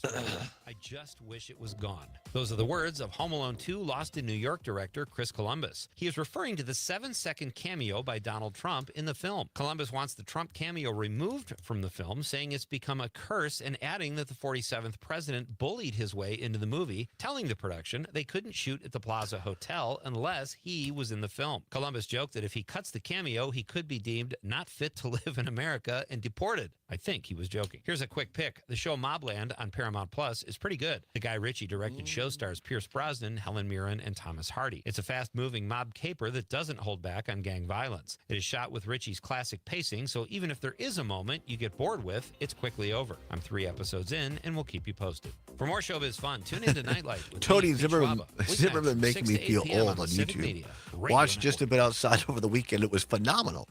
I wasn't alive at the Your time, news, so conversations, it's and a whole all lot of new fun. to me. for me It's either. all on your local Well, Civic thanks a Media lot, radio Tony. station. or the No, Civic that's a Media great app. point. Those of us who Also are cloudy old and enough to breezy remember today. it, it was a High huge temperatures reaching deal. the low 60s and scattered And showers rolling for in those who late aren't, this such as afternoon. myself, As they continue sports this evening, and chances of celebrities and thunderstorms everything, are also it's possible, completely bringing the risk different of hail. now than it We're was then. expected to pick up around a half And an inch of that movie rainfall. felt like a really good window Meteorologist Brittany for Rallo, me to currently at experience what that 61. could have been like, just a little bit, you know, to have people Here's the deal. who you can We feel like gotta you set know, ourselves and it was such a See, weird cast of retirement characters, is such a long goofy game. family. We gotta make It moves was and it was make it's them such a good early. movie. Set up goals. Don't worry about a setback. Just save up and stack up to reach them. Let's put ourselves in the right position. Pre-game to greater things. Start building your retirement plan at thisispretirement.org. Brought to you by AARP and the Ad Council. It took like a minute for us to pull it up on the TV the other day. Yes. And it was a little longer than it needed to be because I thought I had to click on the category. Oh, but you did. But I didn't have to. So I spent an extra, 15 seconds monkeying around just because I didn't know what I was doing. Zero. Non-citizens, no, they're not eligible to vote. There is no reason to increase these restrictions on voting.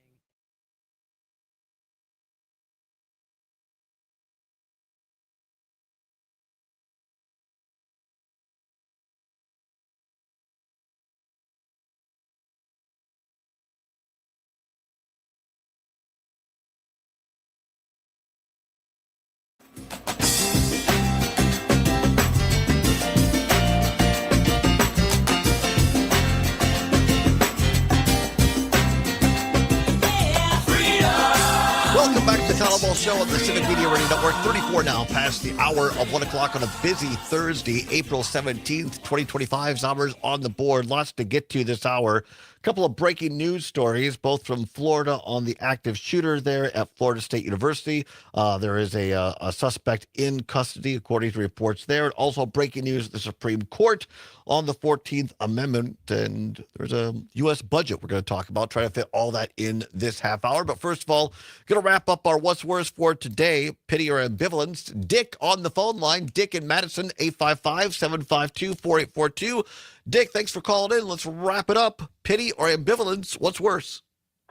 I'm with ambivalence, and I could not agree with Mark more about that ridiculous bicentennial eagle's nest on his head. That is just absolutely ridiculous looking. And the bald spot, I think, is caused by he hit his head on a cabinet. Right. Sort of like Scott Walker. Thank you, Governor Walker. Yeah. See, I embrace my lack of hair. I'm aging. That's it. That's all I can tell you. He just can't realize how ridiculous he looks. Right. And can you imagine the amount of toxic stuff on that? No, I cannot. To keep it in place? No. I mean, when he goes on a day like today, for instance, when it's windy, the big swoop would be all the way down to his, right. to his waist. I appreciate it. Thanks, Dick. Have a great day in Madison on WMDX. 36 now past the hour of 1 o'clock. Want to catch up on a couple of breaking news stories here at this hour. Turn a page on from CBS News at this hour. Headline, active shooter reported on Florida State University campus. A suspect is in custody, now saying multiple people are hospitalized. Several people are hospitalized with injuries after that active shooter was reported at the Florida State University campus earlier this afternoon. CBS News Miami reports a suspect is in custody after being shot in an exchange of gunfire with police. Police responded to the active shooter call from the area of the student union at 12:01 p.m. Eastern Time. Florida State University said the school sent an alert warning to those on campus, urging them to seek in shelter in place, and await further instructions. The university also cautioned students to lock and stay away from all doors and windows. 6 people are being treated at this hour, according to the latest reports in Tallahassee hospitals. More to come soon. There may be others. One hospital said at least one person is in critical condition and others are in serious condition. So far we know that 6 people were injured thus far. There may be more. We'll continue to follow this here on Civic Media and CBS News and ABC at the top and bottom of the hour as well. Again, there is a person in custody after a shooting at Florida State University in Tallahassee today. Our thoughts are with all of them down there in Florida. And also at this hour, according to CBS News, this is something we've been following for a while. The United States Supreme Court has just said that it will hear oral arguments next month on whether the Trump administration can partially enforce an executive order that seeks to end birthright citizenship while proceedings in a challenge to the directive move forward. The court said in an unsigned order that arguments on the Justice Department's request for emergency relief will take place during the special sitting on May 15th. The administration has asked the Supreme Court to limit the scope of 3 separate injunctions that blocked implementation of President Trump's order nationwide. So to put that in normal terms, what's happening here is the Trump administration asking the U.S. Supreme Court to do away with brakes that were put on by lower courts in implementing Trump's order nationwide. And this has to do with the 14th Amendment, which basically says if you are a person that is born on U.S. soil, you are automatically a citizen of the United States. Been that way a long time. And now the Trump administration wants to do away with that. Back to the story. If the high court decides to grant the U.S. Justice Department's request, it would prevent the Trump administration from enforcing Mr. Trump's birthright citizenship order only against the plaintiffs in the ongoing cases, which are 7 individuals, specific members of immigrants' rights groups and residents in 22 states. Again, there's a lot of nuance to this, and we'll continue to follow this and break it down for you. But essentially, this is another step of Donald Trump and the Trump administration going to the U.S. Supreme Court and pushing this, not wanting it to play out in the normal order of business in the courts, and basically trying to call in his chits with, in particular, the 3 conservative justices that Trump appointed to the U.S. Supreme Court, saying, hey, we don't have time for this monkeying around. Just tell us and right now that we can do this. And wanting to go over and therefore set a precedent to go after certain individuals that were born here in the United States, and therefore, whether their parents are citizens or not, they're American citizens, full-bird American citizens. But the Trump administration wanting to, little by little, nick that and eventually unravel and do away with birthright citizenship. The dispute, back to the story on CBS, the dispute over the president's attempt to unwind birthright citizenship is the latest, in which the Supreme Court has been asked to intervene with more requests expected. Get this, more than 100 cases that seek to knock down Mr. Trump's second-term policies have been filed since he returned to the White House just since January. And several have already made their way to the High Court. The president's executive order of birthright citizenship was one of the first that he signed on his first day back in office, and is among several directives that seek to target migrants who are in the U.S. unlawfully. Well, that's why you have to be careful of that wording there. Because under the Constitution, if you're born here, you're a U.S. citizen. We'll continue to follow that. Closer to home, but still on the same subject, this from the Daily Cardinal. Great publication from today. Great reporter Gavin Escott from the Daily Cardinal at UW-Madison.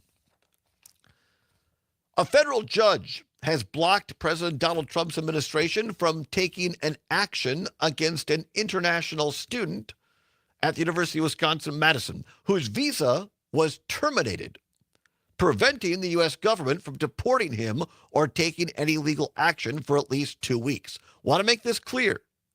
This individual is in the United States legally, fair and square. In a 12-page ruling, according to the Cardinal, on Tuesday, Judge William Conley issued a temporary restraining order against the Department of Homeland Security, better known as DHS, preventing them from terminating. I'm not going to name the person's name because even though it's in this story, I'm just not going to name the name. It's an international student who has a visa and imposing consequences, including deportation, until a preliminary hearing on April 28th. This 21-year-old UW-Madison undergraduate student from India is expecting to graduate in May, less than a month away, and was informed that his visa was terminated on April 4th. Judge Conley contended the lack of due process time to contest the termination was sufficient by itself to establish irreparable harm. Judge Conley writes, quote, given the amount of time of the student's educational expenses and potential losses from having to leave the United States without obtaining his degree, the court concludes that the student credibly demonstrated that he faces irreparable harm for which he has no adequate remedy at the law in the absence of the injunctive relief, Conley wrote. This student is among 27 current and former UW-Madison students and at least 40 across the UW system here in Wisconsin who have had their visas terminated in the past month. As of today, more than 600 international students and recent grads have had their visas revoked or legal status changed across the U.S., and some students have been detained and deported by Immigration Customs Enforcement, better known as ICE.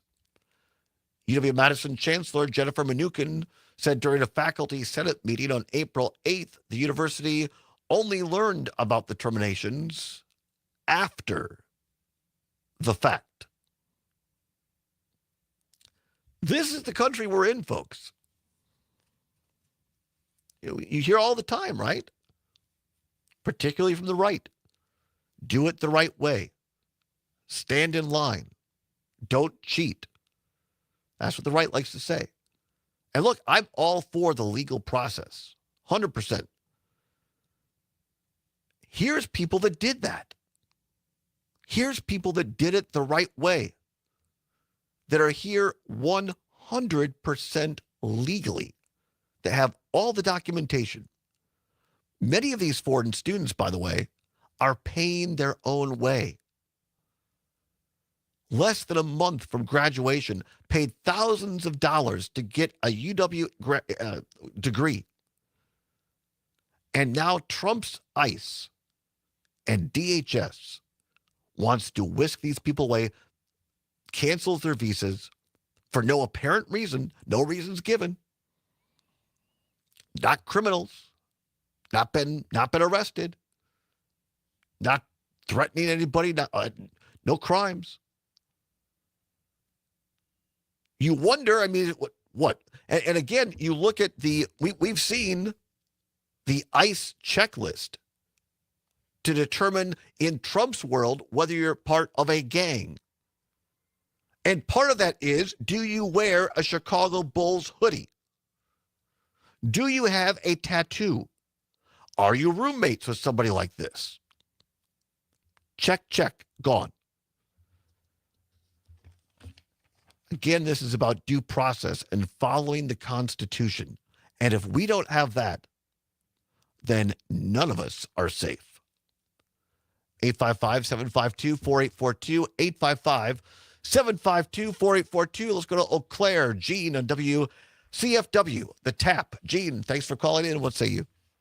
Well, thank you. Great show to you guys, and thank you for keeping everybody updated on what's going on in our country. You know, this is sick, vile, and demented behaviors by these people. And, you know, Americans are judged by their leaders. And I hope people don't support this and they call their representatives and say, this is not acceptable by us in this country. I mean, this is the grossest thing I've ever seen. Those poor kids come here because they trust America. They want to be educated in America. They care about America.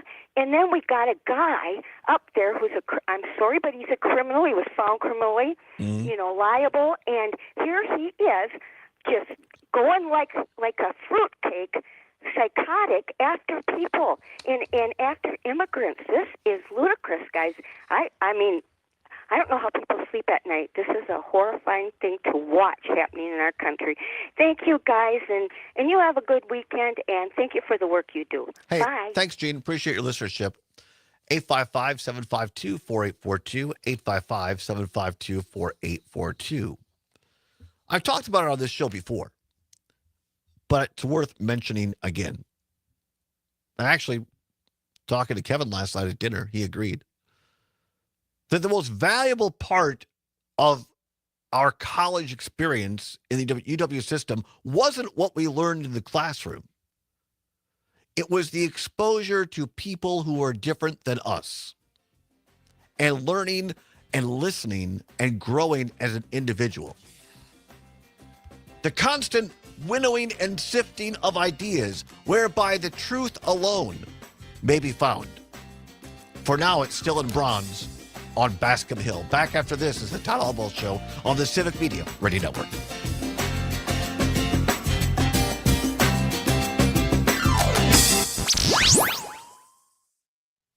Madison's real news and great conversation. 92.7 WMDX. Nightlight with Pete Schwaba. If you could change your name, if you could pick your own name, what would you change it to? Daniel Wheeler says, linguistically, Pete's last name is interesting because it requires a wet mouth. I like this ad. Requires a wet mouth to pronounce it correctly. Pete Schwaba, you have to have a wet mouth to say that? That sounds so perverse, Daniel. Nightlight with Pete Schwaba. Weeknights from 6 till 8 on your local Civic Media radio station and on the Civic Media app. Imagine home. The smell of coffee, the sound of a lawnmower, the sun's warmth on your face. Free to be yourself. Surrounded by love that helps you grow. This is a place to call home. That's an American dream we all deserve. But in 50% of U.S. states, you could legally be denied housing if you are LGBTQ+. Get the facts and hear real stories at lovehasnolabels.com. Brought to you by Love Has No Labels and the Ad Council. The Maggie Dawn Show. Ann from Chippewa Falls. What are Republicans voting for? If they're not voting for Medicare, Medicaid, clean energy, clean water. Tax cuts for billionaires. You wouldn't get a lot of votes for that. So you have to create an enemy. And somebody says, blame all these people like women and immigrants and black and brown folks. Your brain will sometimes want to accept that because it's the easiest of off-ramps to all of the anxiety and existential fear that you've got. The Maggie Dawn Show. Moving soon to its new time. Weekdays 4 until 6 on Civic I thought Media that was a solid and on the app. promo for her show. It's similar to things that Trigby says. Like, did a 180. He really a definition of like why he loves 30 seconds. somebody. Thank you.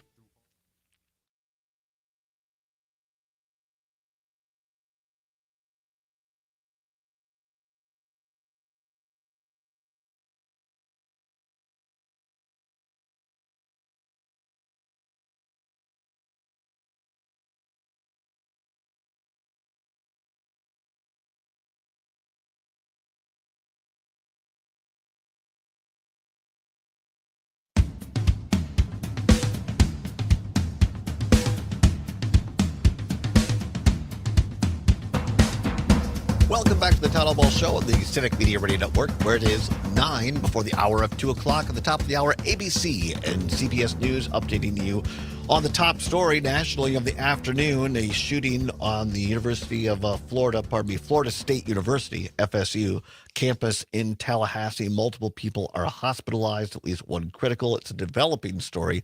CBS and ABC will continue to cover that for you throughout the afternoon.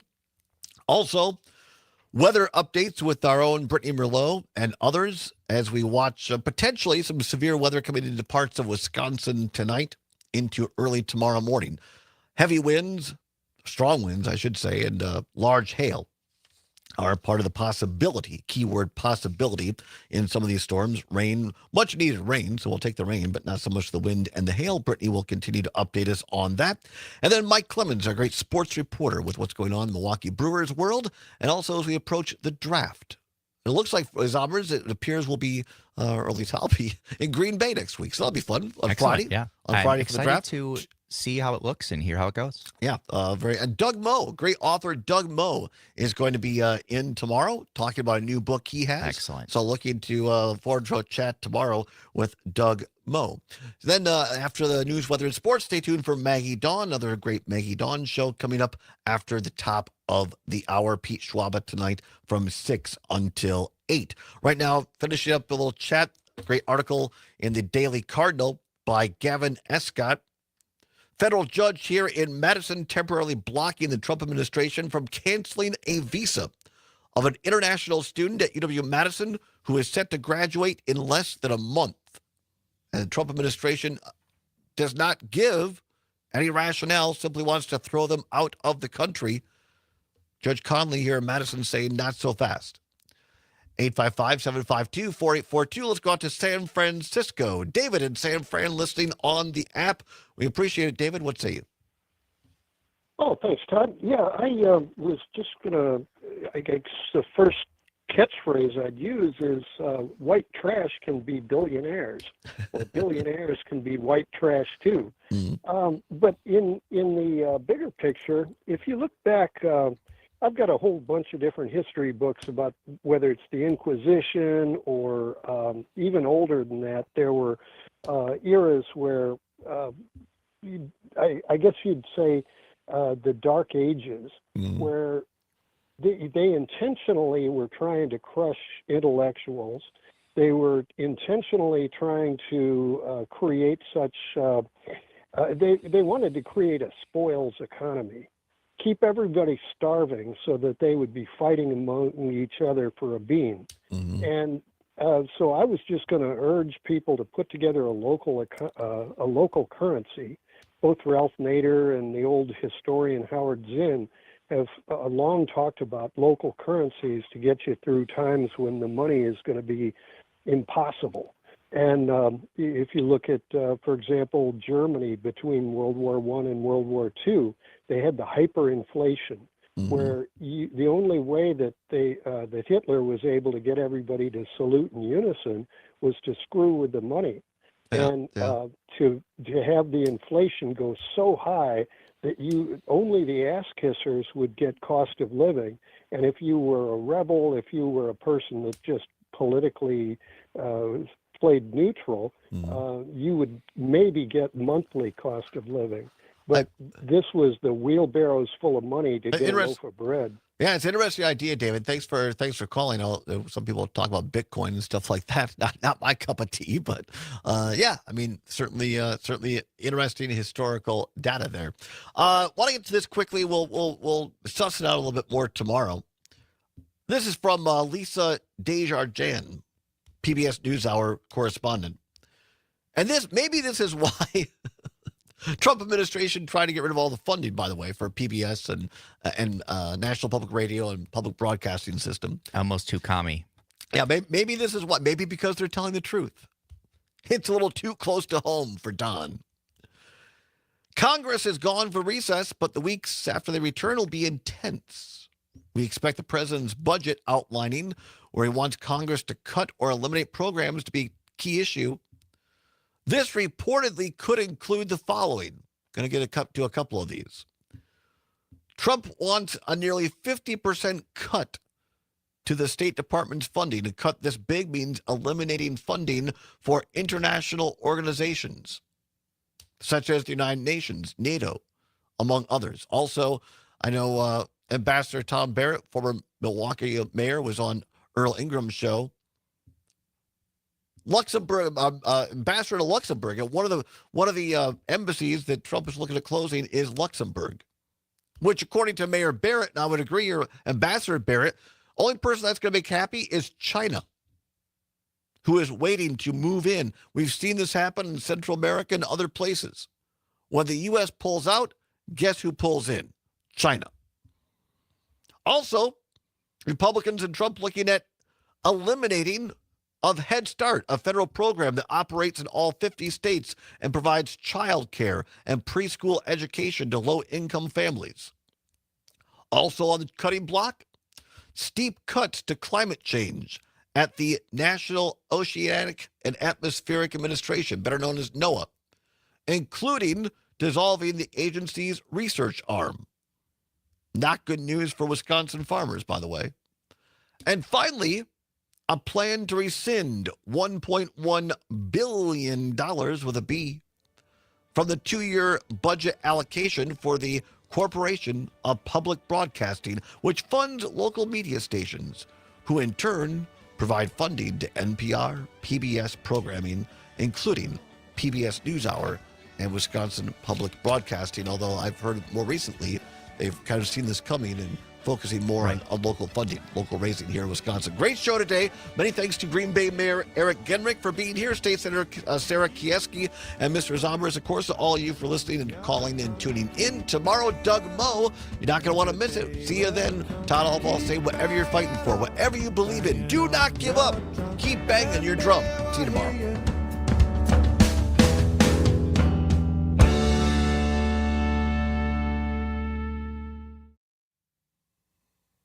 Adios. Thanks, everybody. Have a wonderful day. We'll see you tomorrow. Bye-bye.